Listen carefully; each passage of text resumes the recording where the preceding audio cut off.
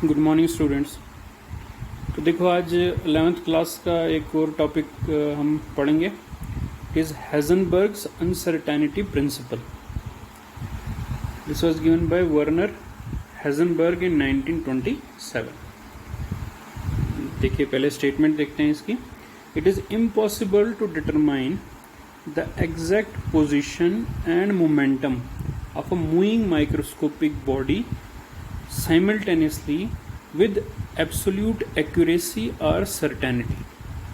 क्या मतलब है इसका कि अगर आपके पास एक माइक्रोस्कोपिक बॉडी है, माइक्रोस्कोपिक मतलब जो बहुत छोटी बॉडी है जो विदाउट माइक्रोस्कोप या विद नेक्ड आई नहीं दिखती है, तो अगर वो मूव कर रही है, ठीक है, कैसे भी मूव कर रही है, तो जब वो मूव कर रही है तो उसकी एग्जैक्ट पोजीशन निकालना और मोमेंटम निकालना एक ही टाइम पे वो पॉसिबल नहीं है।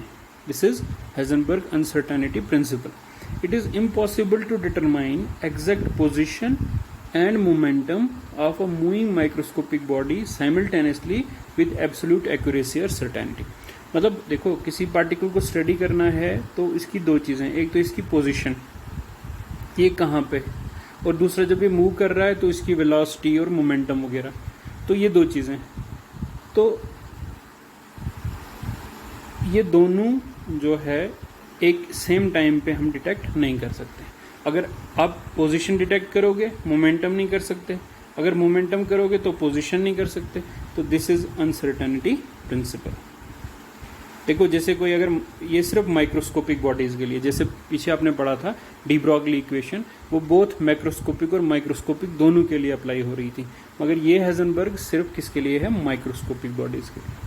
ठीक है, देखो मान लो एक बड़ी सी कोई कार है, कार चल रही है कहीं, तो आप उसकी पोजीशन बता सकते हो। मान लो कहीं से चल रही है तो आप एग्जैक्टली बता सकते हो कि मान लो पेड़ के सामने से गुजर रही है, कोई ट्री है उसके सामने से गुजर रही है और उसकी जो वेलोसिटी है वो 50 किलोमीटर पर आवर है।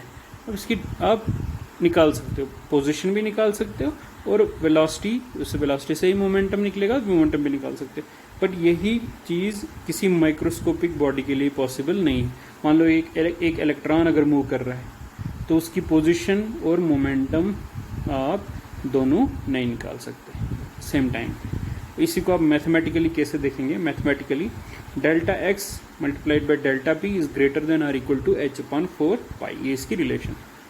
अब इसमें डेल्टा एक्स क्या है, डेल्टा एक्स है अनसर्टेनिटी इन पोजीशन, और डेल्टा पी क्या है, अनसर्टेनिटी इन मोमेंटम। ठीक है, इन दोनों का जो प्रोडक्ट होगा वो कांस्टेंट होगा, विच इज इक्वल टू और greater than H upon 4 pi. This is mathematical expression for Heisenberg uncertainty principal. Uncertainty in position का क्या मतलब है कि कितना उसमें इनएक्यूरेसी है। मान लो एक इलेक्ट्रॉन मूव कर रहा है, पहले वो x1 पोजीशन पे था, फिर वो x2 पोजीशन पे चला गया, तो उसके बीच में फ़र्क कितना है, मतलब आप जो कैलकुलेट करोगे तो उसमें और एग्जैक्ट पोजीशन में कितना डिफरेंस होगा। अगर ये डेल्टा एक्स 0 हो जाएगा, इसका मतलब आपने एग्जैक्ट पोजीशन उसकी निकाल ली। डेल्टा एक्स का मतलब होता है कि कितना एरर आप कर रहे हो पोजीशन को निकालने में। उसी तरह से डेल्टा पी क्या है, वही कि कितना एरर है आपके मोमेंटम निकालने में। अगर डेल्टा एक्स 0 होगा, इसका मतलब आपने एग्जैक्ट पोजीशन निकाल ली, और अगर डेल्टा पी 0 होगा, इसका मतलब आपने एग्जैक्ट मोमेंटम निकाल लिया। पर ये कभी भी पॉसिबल नहीं होगा। अगर आप डेल्टा एक्स को 0 करोगे तो डेल्टा पी आप नहीं निकाल पाओगे, अगर आप डेल्टा पी निकालोगे तो डेल्टा एक्स को 0 नहीं कर पाओगे। तो this is your mathematical expression h upon 4 पाई। और इसी को आपने दूसरे टर्म्स में ऐसे लिखा है, डेल्टा एक्स को ऐसे ही लिखा, और मोमेंटम p जो होता है it is equal to m v, mass into velocity. तो अगर क्योंकि p जो है वो एम वी के बराबर है, p जो है वो एम वी के बराबर है, और अगर डेल्टा p देखेंगे तो वो आएगा m डेल्टा v के बराबर। वो क्यों? क्योंकि m तो कांस्टेंट रहता है, उसमें तो कोई वेरिएशन नहीं हो सकती। हाँ, वेलोसिटी में वेरिएशन हो सकती है, तो इसीलिए m delta v, delta p is equal to m delta v। So this is your Heisenberg uncertainty principle. Now quantum numbers, एक और टर्म हम पढ़ेंगे, क्वांटम नंबर्स क्या होते हैं। देखो, एक एटम में आपको पता है सेंटर में न्यूक्लियस होता है जिसमें प्रोटॉन और न्यूट्रॉन होते हैं, और उसके बाहर से जो एक्स्ट्रा न्यूक्लियर पार्ट होता है उसमें इलेक्ट्रॉन्स होते हैं। अब बात है कि इलेक्ट्रॉन्स कैसे रहते हैं, एक एटम में इलेक्ट्रॉन कैसे रहते हैं, वो कैसे मूव करते हैं, कहाँ कहाँ पे होते हैं। मान लो एक एटम में अगर 10 इलेक्ट्रॉन हैं तो वो कैसे हैं एक्स्ट्रा न्यूक्लियर पार्ट में वो इलेक्ट्रॉन कैसे हैं, वो सारी इंफॉर्मेशन कौन देता है? वो आप देते हैं आपको quantum numbers. The set of 4 numbers which give complete information about the electron in an atom are called quantum numbers. 4 numbers का एक सेट है जो आपको सारी इंफॉर्मेशन देता है कि एक इलेक्ट्रॉन एक एटम के अंदर कैसे रहता है, कैसे कहाँ उसकी पोजीशन है, कैसे वो मूवमेंट करता है, कैसे वो रिवॉल्व करता है न्यूक्लियस के अराउंड, सब कुछ वो आपको बताता है कौन? Quantum numbers. तो पहला जो क्वांटम नंबर है it is principal quantum number. तो quantum number which gives information about the shells in the extra nuclear part of an atom is called the principal quantum number. देखो, ये atom है और centre में nucleus है, ये आपका एक्स्ट्रा न्यूक्लियर पार्ट है। अब इस एक्स्ट्रा न्यूक्लियर पार्ट को भी हमने शेल्स में डिवाइड किया है। ये पहला शेल, ये दूसरा शेल, जैसे बोर मॉडल में आपने पढ़ा था, शेल्स में डिवाइड किया। ये जो शेल्स हैं इनको कौन रिप्रेजेंट करता है? यही प्रिंसिपल क्वांटम नंबर।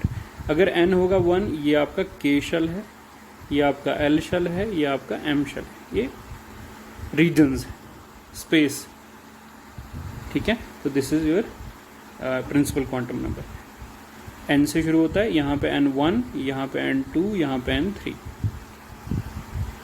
जो नेक्स्ट क्वांटम नंबर है it is secondary, subsidiary, angular, azimuthal quantum number, इसको आप L से रिप्रेजेंट करते हैं। ये सब इसी के नाम हैं। देखो, अब एक अगर ये एटम है, ये न्यूक्लियस है और ये शेल्स है, शेल्स को भी फर्दर छोटे छोटे सब शेल्स में डिवाइड किया हुआ है। मान लो ये एक शेल है, इसको भी छोटे छोटे और सब शेल्स में डिवाइड किया हुआ है।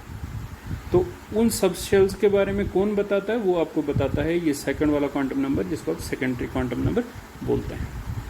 और इसकी वैल्यू जो है वो 0 से शुरू होती है और जाती है n-1 तक। इसकी वैल्यू कैसे निकालेंगे? L की वैल्यू कैसे निकालेंगे? L की वैल्यू हम n से निकालेंगे। अगर n होगा 1, क्योंकि n 1 से शुरू होता है, तो L की वैल्यू होगी n-1। n-1 कितना हो गया? 1 - 1, वो हो गया 0। तो यही यहाँ आप टेबल देखिए, आपको पता चल जाएगा। n की वैल्यू जब 1 होगी तो k शेल में होगा, और उसके भी कौन से सब शेल में, और L होगा 0। L कैसे निकाला? n-1 करके। n है 1, तो 1 - 1 हो गया 0, तो इसीलिए L की वैल्यू है 0। और अगर L 0 होगा तो सब शेल का नाम होगा S सब शेल।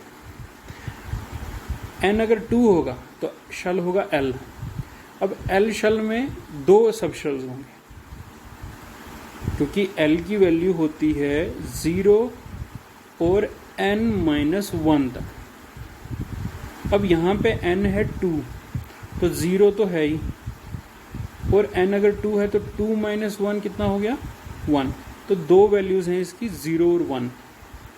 0 के लिए जो सबशेल होता है इट इज S, और 1 के लिए जो सबशेल होता है इट इज P।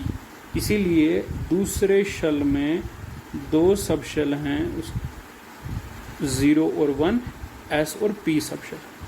उसी तरह से n अगर 3 है तो L की वैल्यू होगी 0 से लेकर n-1 तक। 0 तो है ही, और n-1, n क्या है? 3। 3 - 1 क्या होता है? 2। इसका मतलब 0, 1 and 2, 3 सब शेल्स होंगे इसमें, 0, 1 and 2, S, P और D। और जब L होता है 2 तो सब शेल होता है D, जब L होता है 3 तो सब शेल होता है F। तो 4 सब शेल्स आपके पास होते हैं S P D F। अगर L होगा 0 तो S, 1 हो तो P, 2 अगर होगा तो D और 3 अगर होगा तो F। यह आपका सेकंड क्वांटम नंबर है। ये शेल्स में सब शेल्स है। तीसरा जो quantum number it is magnetic quantum number. The quantum number which gives information about the orientation orbital of an electron is called magnetic quantum number. Orientation, अब उस subshell में, ठीक है, अब मैं ये सबशेल बना रहा हूँ, मान लो ये है आपका एस सबशेल। एस सबशेल में इलेक्ट्रॉन है, तो वो ओरिएंटेशन क्या है उसकी, मतलब वो मूव कैसे कर रहा है, कैसे वो घूम रहा है, उसको आप बोलते हैं उसका मैग्नेटिक क्वांटम नंबर या उसकी ओरिएंटेशन। तो इसको आप रिप्रेजेंट करते हैं m से, और इस m की वैल्यू जो निकालनी है वो डिपेंड करती है l पे। जैसे l होगा वैसे ही m निकालोगे। कैसे निकालोगे? जो the value of m depends on l। For a particular value of l, m can have values 2l+1। अब कितनी है, जैसे मान लो अगर यहाँ पे लिखा हुआ l है 0, तो m की कितनी वैल्यूज होंगी? फार्मूला है 2l+1। 2 इंटू, यहाँ पे l है 0 तो 2 इंटू 0+1, तो कितना आ गया वो 1। तो ये फार्मूला अप्लाई करेंगे ना, 2l+1, 2l+1, और यहाँ पे l कितना है, फर्स्ट कितना दिया हुआ है 0, तो हम लिखेंगे 2 इंटू 0+1, तो ये आएगा आपका 1। m की वैल्यू क्या निकली 1। m की एक ही वैल्यू है, इसका मतलब जो आपका ये L0 मतलब S सबशेल है, उसमें एक ही ओरिएंटेशन है और उसका नाम है उस ओरिएंटेशन को आप ऑर्बिटल भी बोलते हैं, और उसको बोलते हैं आप S ऑर्बिटल। अगर M होगा 1 तो ऑर्बिटल होगा S। M की कितनी वैल्यूज आई? एक वैल्यू,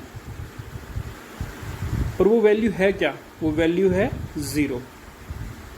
निकालेंगे कैसे? मतलब +L से लेकर -L तक। देखो यहाँ पे दो फार्मूले हैं, एक तो निकालना है आपने कि m की टोटल वैल्यूज कितनी होंगी, वो निकालेंगे आप फार्मूला 2l+1। अब मान लो वहाँ पे एक ही वैल्यू है, एक वैल्यू है, तो वो वैल्यू है क्या? m की एक वैल्यू है, वो क्या वैल्यू है? वो वैल्यू है 0। वो 0 कैसे पता चला? एक और फार्मूला है, +L से लेकर -L तक वो वैल्यू हो। अगर एक ही वैल्यू है इसका मतलब वैल्यू है 0। देखेंगे हम क्या होता है। और अगर m की वैल्यू 0 है तो वो ऑर्बिटल होगा s ऑर्बिटल। अब देखो यहाँ पे L अगर 1 है तो 2 इंटू 1+1 यह आएगा आपका 3।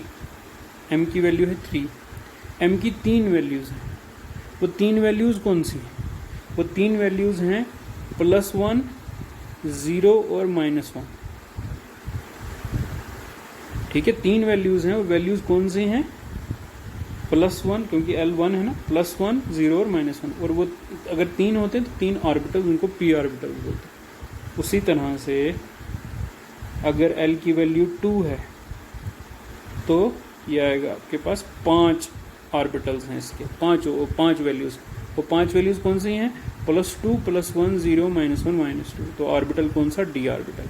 और उसी तरह से अगर L की वैल्यू 3 है तो ये वैल्यूज़ होंगी 7 और होगा f orbital. This is your magnetic quantum number. कहने का मतलब है ये आपका शेल है, उसमें आपके सब शेल हैं, सब शेल में आपकी ओरिएंटेशन है। किसी में एक ही ओरिएंटेशन होगी S, किसी में 2 ओरिएंटेशंस हो सकती हैं, PR 3 हो सकती हैं, p ऑर्बिटल 5 हो सकती हैं, d ऑर्बिटल, और f ऑर्बिटल में 7 हो सकती हैं। Spin quantum. अब तो ये तो बात थी कि एक शेल में, सब शेल में कैसे इलेक्ट्रॉन घूमता है। अब एक इलेक्ट्रॉन जो होता है वो अपनी जगह पे भी घूमता है। जैसे अर्थ होती है, अर्थ सन के अराउंड भी रिवॉल्व करती है और अपनी जगह पे भी घूमती है। तो उसी तरह से इलेक्ट्रॉन जो होता है वो भी अपनी रिवॉल्व भी करता है और अपनी जगह पे उसकी ये भी होती है, स्पिन भी होता है, अपनी जगह पे वो घूमता भी है। अब एक इलेक्ट्रॉन या तो दो तरीके से घूम सकता है, या ऐसे घूमेगा या ऐसे घूमेगा, दो तरह से, या तो क्लॉकवाइज घूमेगा, एंटी क्लॉकवाइज घूमेगा। The quantum number which gives information about the spin off an electron is called the spin quantum number. Spin के बारे में जो बताता है उसको स्पिन क्वांटम नंबर बोलते हैं, इसको डिनोट करते हैं एस। अगर वो क्लॉकवाइज घूमता है, क्लॉकवाइज मतलब जैसे घड़ी की सुई घूमती है वैसे घूमेगा, तो उसको आप बोलते हैं +1/2 स्पिन, और उसको रिप्रेजेंट करते हैं अपसाइड एरो से। और अगर वो एंटी क्लॉक घूमता है, उल्टा ऐसे ऐसे, तो उसको आप बोलते हैं -1/2 स्पिन, और उसके लिए एरो आप नीचे के लिए लगाते हैं। तो ये आपके 4 क्वांटम नंबर हैं। प्रिंसिपल क्वांटम नंबर जो आपका शल बताता है, फिर सेकेंडरी प्रिंसिपल क्वांटम नंबर आपका शल बताता है, सेकेंडरी क्वांटम नंबर आपका सब शल बताता है, मैग्नेटिक क्वांटम नंबर आपको ऑर्बिटल बताता है, और स्पिन क्वांटम नंबर आपको स्पिन के बारे में बताता है कि वो कैसे स्पिन कर रहा है electron. So this is your topic, quantum numbers.